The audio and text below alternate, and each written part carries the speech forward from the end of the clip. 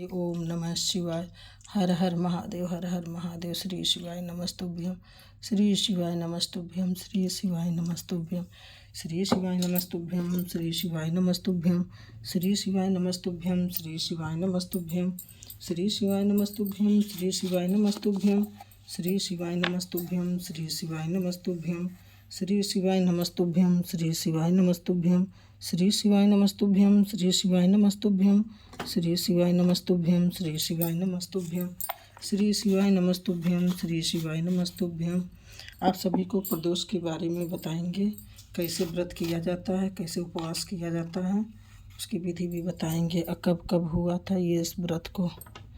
ओम नमः शिवाय, ओम नमः शिवाय, ओम नमः शिवाय, ओम नमः शिवाय, ओम नमः शिवाय। हर हर महादेव, हर हर महादेव। श्री शिवाय नमस्तुभ्यं। ओम नमः शिवाय। श्री शिवाय नमस्तुभ्यं, श्री शिवाय नमस्तुभ्यं, श्री शिवाय नमस्तुभ्यं, श्री शिवाय नमस्तुभ्यं, श्री शिवाय नमस्तुभ्यं, श्री शिवाय नमस्तुभ्यं, श्री शिवाय नमस्तुभ्यं, श्री शिवाय नमस्तुभ्यं, श्री शिवाय नमस्तुभ्यं, श्री शिवाय नमस्तुभ्यं। इस व्रत में व्रत को निर्जल रहकर व्रत रखना चाहिए। इस व्रत को निर्जल भी रहा जाता है और जल पी करके भी रहा जाता। प्रातःकाल स्नान करके भगवान शिव की बेलपत्र, गड्ढा, गंगा जल, अक्षत, धूप, दीप सहित पूजा करें। संध्या काल में पुनः स्नान करके इसी प्रकार से शिव जी की पूजा करना चाहिए। इस प्रकार प्रदोष व्रत करने से व्रती को पुण्य मिलता है, हर व्यक्ति को पुण्य मिलता है। और भोजन कैसे करना चाहिए। प्रदोष व्रत में शाम को प्रदोष काल सूर्यास्त के समय में भगवान शिव की पूजा के बाद ही भोजन करना चाहिए। यह एक सात्विक व्रत है जिसमें फलाहार, दूध, दही, मखाने की खीर, साबूदाना खिचड़ी, कुट्टू या सिंघाड़े के आटे से बनी चीज़ें जैसे पकौड़े, पूरी और सेंधा नमक का उपयोग किया जाता है। खान पान का नियम भी है इसमें। अनुमत पदार्थ क्या खाएं। फल, केला, सेब, संतरा, मेवे, नारियल पानी, साबूदाना, सेंधा नमक, दही, छाछ और सात्विक भोजन। वर्जित चीज़ें भी बता रहे हैं। सामान्य नमक, अनाज, गेहूँ, चावल, दाल, लाल मिर्च और तामसिक भोजन का सेवन नहीं करना चाहिए। दिन भर व्रत रखने के बाद सूर्यास्त के समय शिव पार्वती की पूजा करें और फलाहार ग्रहण करें। प्रदोष व्रत की थाली में क्या शामिल करना चाहिए। और पहले नंबर पर फल और मेवे। ताज़ा फल और मेवे, सूखे मेवे एक अच्छा विकल्प है। और दूसरा नंबर पर दूध, दही, दूध से बनी चीज़ें या दूध का सेवन भी माना जाता है, किया जाता है। तीसरा साबूदाना, साबूदाने की खिचड़ी या साबूदाने की खीर। कुट्टू, सिंघाड़ा, कुट्टू के आटे में पकौड़े या सिंघाड़े का हलवा। और समा के चावल मतलब साबुत चना, समा के चावल का खीर भी खिचड़ी बन सकता है। इन नियमों का पालन करते हुए व्रत से भगवान शिव प्रसन्न होते हैं और मनोकामना करते हैं। और प्रदोष काल में कैसे व्रत किया जाए। प्रदोष शाम में गोधूली बेला मतलब शाम की बेला में गोधूली बेला भी कहा जाता है और शाम भी कहा जाता है, उसको प्रदोष भी कहा जाता है। शाम के समय को सूर्यास्त के समय की पूजा की विशेष महत्व है। इस दौरान स्नान कर साफ सफ़ेद या हल्के रंग के वस्त्र पहने और घर के मंदिर या शिवालय में शिव परिवार, शिव पार्वती, गणेश, नंदी की पूजा करें। शिवलिंग पर जल, दूध, दही, घी, शहद व शक्कर से अभिषेक करें। फिर बेलपत्र, भांग, धतूरा, चंदन, फूल और इत्र अर्पित करें। ओम नमः शिवाय मंत्र का जाप करते हुए घी का दीपक जलाएं। व्रत कथा पढ़ें, सुने और आरती उतारकर पूजा संपन्न करें। और प्रदोष काल की पूजा का समय। प्रदोष काल सूर्यास्त से लगभग 45-90 मिनट पहले और बाद का समय माना जाता है। अभिषेक, शिवलिंग को शुद्ध जल, दूध, दही, घी, शहद और शक्कर पंचामृत से अभिषेक करें। भगवान शिव को बेलपत्र 11 या 21 समी पत्र, भांग, धतूरा, अक्षत, चंदन और फूल अर्पित करें। भोग शिव जी को खीर फल या मिठाई का भोग लगाएं। दीपदान घर के मंदिर में या पास के शिव की मंदिर में घी का दीपक जलाएं। और पूजा पाठ ओम नमः शिवाय मंत्र जाप करें। प्रदोष व्रत कथा पढ़ें और भगवान शिव के साथ पूजा के प्रसाद विपरीत और करें, व्रत खोलें।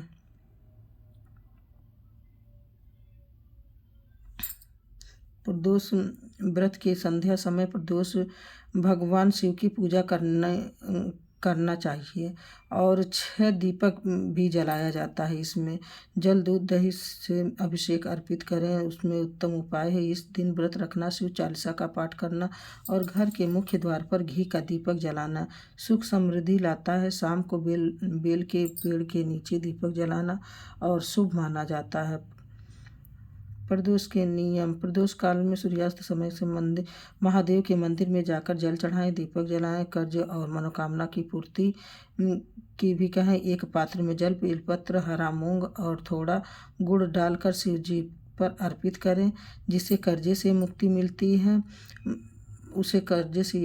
मिलती है। वास्तु दोष नकारात्मक दूर करे। संध्या समय घर से 2 घी के दीपक लेकर मंदिर जाएं, एक शिवलिंग के पास जलाएं और दूसरे दीपक को घर के मुख्य दरवाजे के दाहिनी तरफ रखें। अब विशेष वस्तु समी पत्र और बेलपत्र के शाम को समय महादेव को अर्पित करें। यह कार्य सिद्धि के लिए कुछ अच्छा माना जाता है। इन चीज़ों से बचे। शिव जी के तुलसी, केतकी का फूल, हल्दी न चढ़ाएं। इस दिन उपवास रखना, सात्विक भोजन शिव जी का भोजन करना चाहिए और मन को शांति रखते हुए शिव जी का ध्यान करना चाहिए। और पूजा के 5 चरण इस प्रकार के हैं। प्रतिमा पर चंदन का लेप और कुमकुम चढ़ाना, फूल चढ़ाना, धूप चढ़ाना, 4 दीपक जलाना।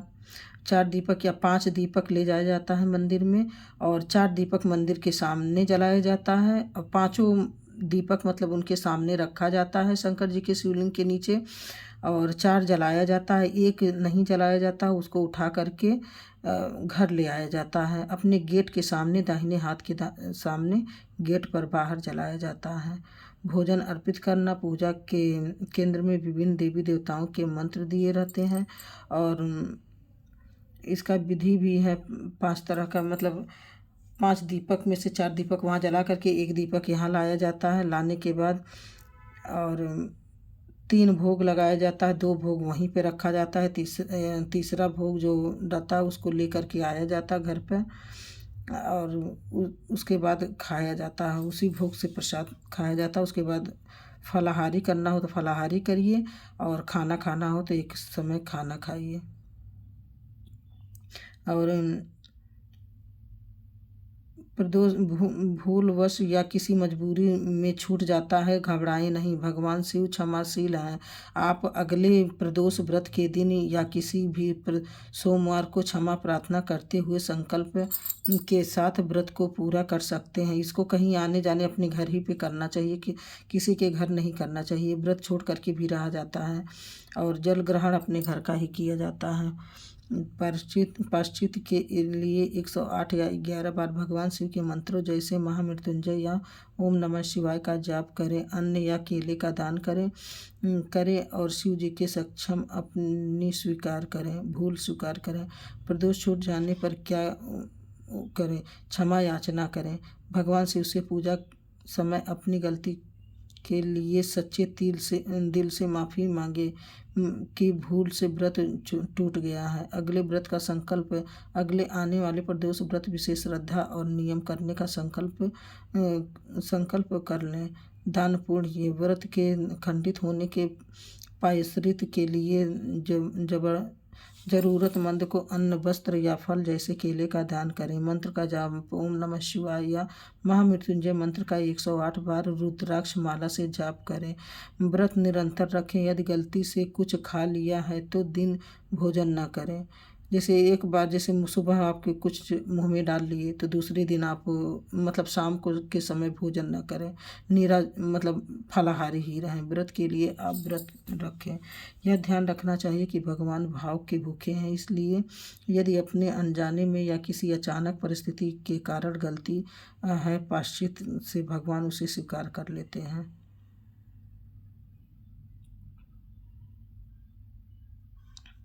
शांतिपूर्वक वातावरण बनाने के लिए दिया और अगरबत्ती जलाएं, मूर्ति या चित्र के सामने फूल फल और अन्य पूजा सामग्री रखें, मूर्ति को जल अर्पित करें और यदि आवश्यक हो तो कपड़े से धीरे धीरे से साफ करें, कुछ मंत्र या प्रार्थना कर जाप करें।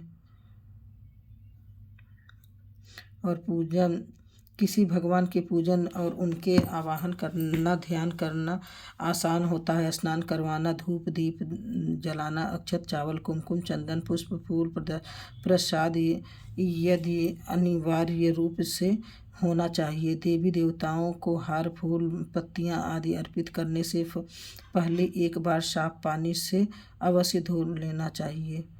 अब पूजा करने का सही तरीका भी होता है। और घर जलाएं, दीपक जलाएं, प्रदोष काल में घी का सरसों या तेल दीपक जलाकर शिवलिंग के पास रखें। शिव पार्वती की संयुक्त पूजा करें। इस दिन केवल शिव नहीं माता पार्वती की पूजा भी करें।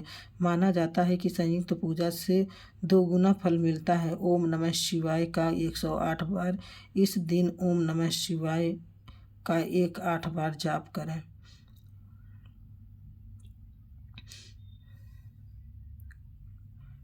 इस दिन सच्चे मन से महादेव की पूजा करने से रुके हुए काम जल्द पूरे होते हैं, साथ ही कारोबार में वृद्धि होती है। ऐसा माना जाता है कि प्रदोष व्रत के लिए कुछ कामों को करने से भगवान शिव नाराज हो जाते हैं, साथ ही साधक और पूजा का पूरा फल प्राप्त नहीं होता है।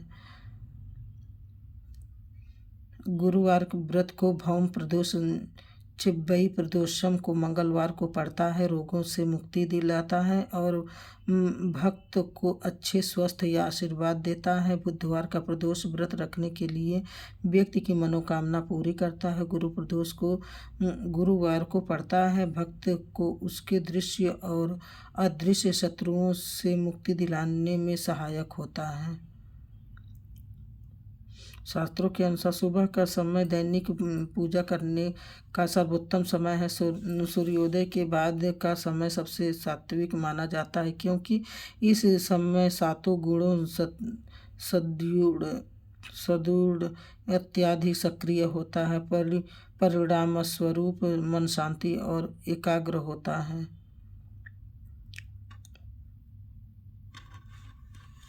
सभी को राधे राधे। जय श्री कृष्ण। हर हर महादेव।